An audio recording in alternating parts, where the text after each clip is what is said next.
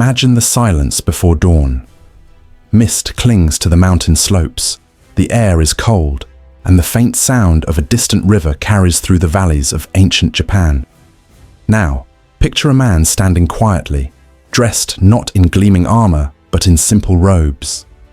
At his side, a long curved sword, newly forged.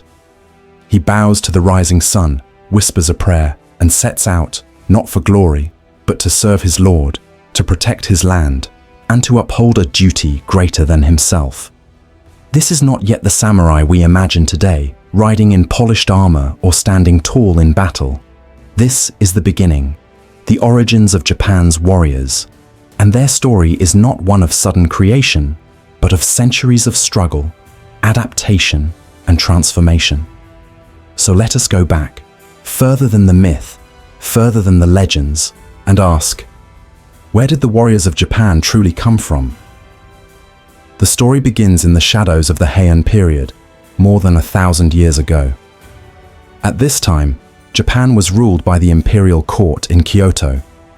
It was a world of poetry, courtly rituals, and refined elegance. Aristocrats in flowing silk robes composed verses about cherry blossoms, while the emperor and his nobles enjoyed lives of relative peace within the capital. But beyond the shining city, the reality was far more turbulent. The imperial court's power stretched only so far. The countryside, vast, rugged, and filled with independent farmers and local chieftains, was far harder to control. The emperor relied on provincial governors to collect taxes and enforce order, but those governors often delegated the hard work to local strongmen, men who commanded bands of armed followers. These followers were the seeds of what would become the warrior class. They were not knights in shining armor, nor samurai bound by Bushido. They were rough men of the frontier, skilled in archery and horsemanship, who defended estates and extracted taxes, sometimes with loyalty, sometimes with brutal force. As the Heian period stretched into the 10th and 11th centuries, the court in Kyoto began to lose more and more control. Power drifted outward, into the hands of regional families who had the means to enforce authority through military might.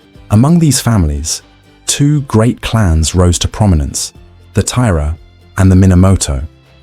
Both claimed descent from the imperial line, but both found their strength not in courtly rituals, but in the ability to command warriors.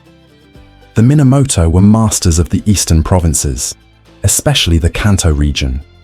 Harsh lands of farmers and horse breeders, the Kanto was far from Kyoto's elegance, but it produced tough men who lived by the bow and the horse. The Taira, on the other hand, consolidated power closer to the capital, using military force to suppress rebellions and secure favor with the court. These clans did not yet fight for shogunates or Bushido.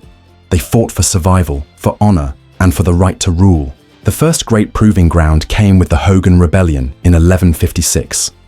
A succession dispute within the imperial family spiraled into open war, and suddenly the Taira and Minamoto found themselves clashing not just with words, but with armies of mounted warriors. For the first time, the skills of these frontier fighters were displayed on a national stage. Archers on horseback charged into battle, loosing arrows while galloping at full speed. The chronicles tell of duels where warriors announced their lineage before engaging, for reputation was everything. This was not yet the age of samurai codes, but the seeds of that honor-bound tradition were being sown. The Hogan Rebellion was followed by the Heiji Rebellion just a few years later, and out of these conflicts, the Taira emerged dominant. Their leader, Taira no Kiyomori, became the first warrior to truly control the imperial court.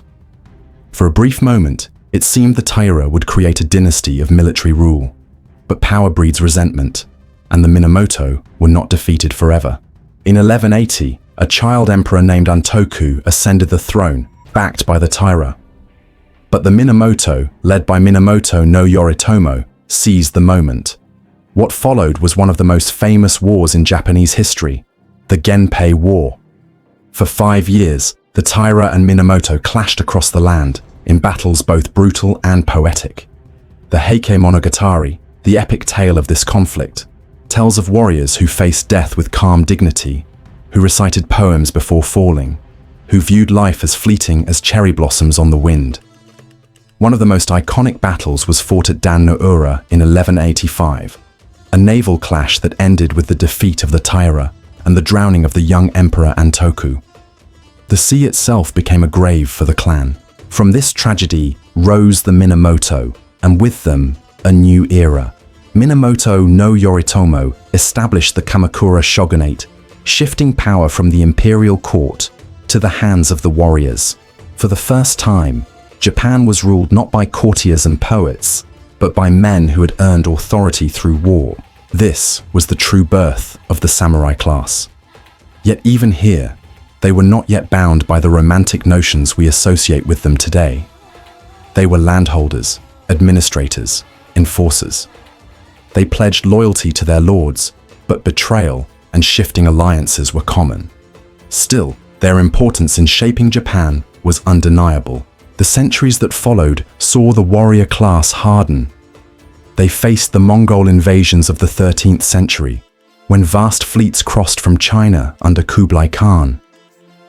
Against overwhelming odds, the Japanese warriors stood their ground, fighting on beaches and fortifications, their curved swords clashing with Mongol sabers.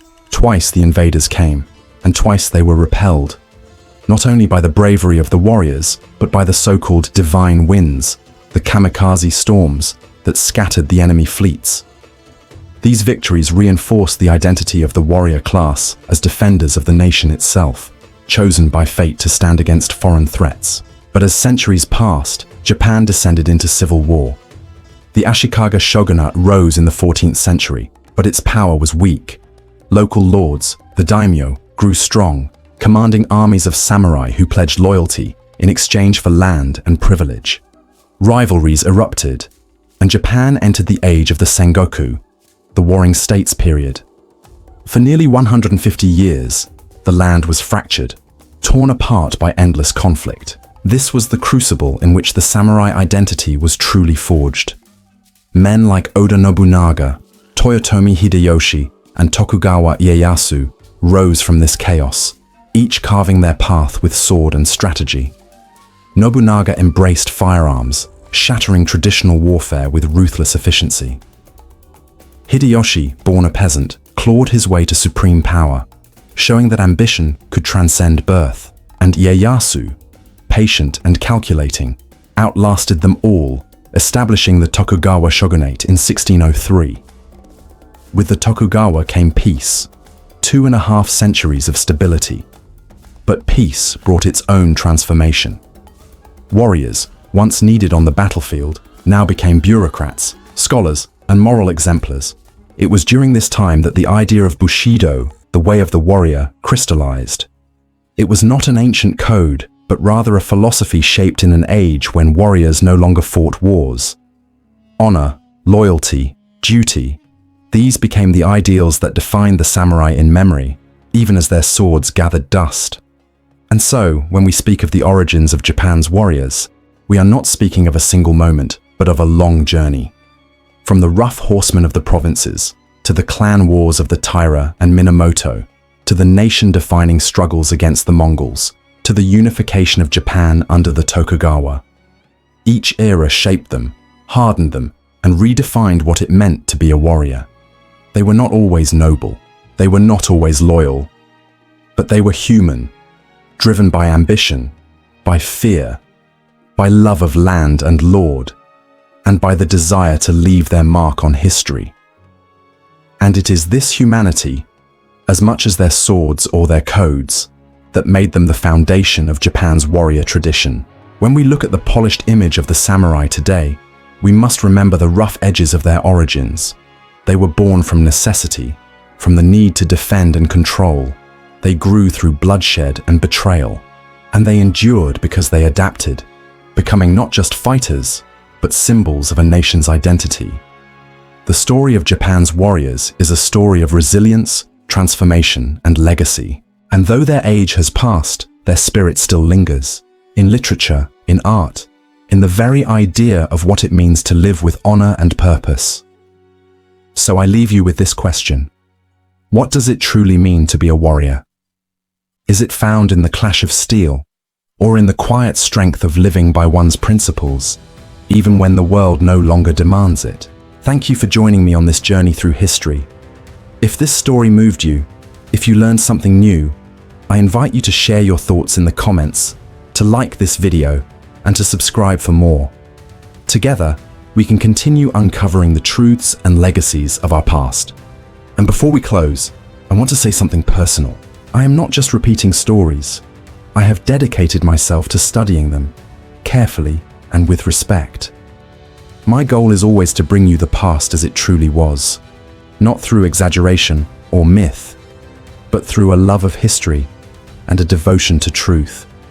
You can trust that when I tell you these stories, I tell them with honesty, with passion, and with the heart of someone who believes history is more than facts.